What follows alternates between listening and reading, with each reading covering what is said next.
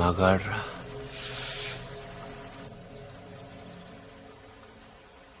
ఎవడన్నా కోపంగా కొడతాడు లేకపోతే బలంగా కొడతాడు.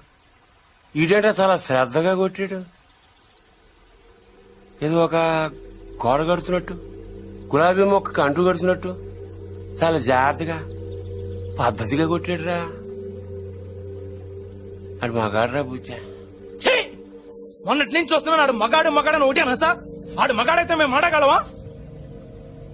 నువ్వు అను, రేపు ఈ పాడిగాడు బొక్కలిచ్చి మన మొక్కలు ఎరువు కింద వేస్తాను. ఎరువు లేకపోతే అరువు తెచ్చుకుందాం గాని ఆడితో పెట్టుకోతురా బుజ్జి. అంటే ఆయన కొట్టడం నా వల్ల కాదంటావు.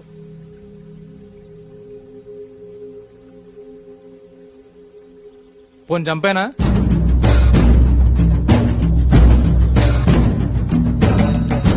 ఎల్లుండి నూకాలమ్మ జాతర. ఊళ్ళో ప్రతివాడు గుడికొస్తాడు, వాడు వస్తాడు, కాని మళ్ళీ వెళ్ళడు. వీరమ్మ చెరువు దగ్గర 4 సుమోలు ఉంటాయి. గట్టు దాటుతుంటే వేసేస్తాం. లక్కీగా దాటాడా అనుకో, చుక్కల పుట్ట దగ్గర ఇంకో 3 సుమోలు ఉంటాయి. ఒకవేళ అక్కడ మిస్ అయ్యాడనుకో, సరితో చివర్లో ఈసారి 5 సుమోలు పెడతాను. అన్ని బళ్ళు ఎందుకురా? పెళ్లిగా నెడతావా? మడ్డ చేయాలంటే కత్తులు ఉండాలి కానీ కాలీసులు సుమోలు ఎందుకురా బుజ్జా? మరేం చేయమంటావు? నీలా మందు కొడుతూ కూర్చోమంటావా? రే, జింక నాటేటప్పుడు పులి ఎంత ఓపిగ్గా ఉంటుందో తెలుసా? అట్లాంటిది మరి పులిని ఆటాడాలంటే మనం ఇంకెంత ఓపిగ్గా ఉండాలి.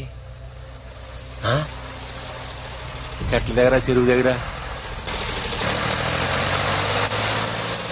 డైరెక్ట్ గా గుడికాడేసేయచ్చు కదరా. అమ్మ ఆశీర్వాదం కూడా ఉంటది. అన్ని బళ్ళు వద్దురా నాన్న, పెట్రోల్ రేటు కూడా పెరిగింది కదా. అందరూ కలిసి ఓ బండిలో నేడండి. ఓ నీ అబ్బా ఆపరదే.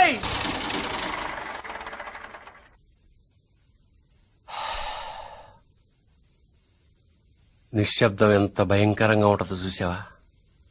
అందుకే మీరెంత సైలెంట్ గా ఉంటే మడ్రంత వైలెంట్ గా ఉంటుంది.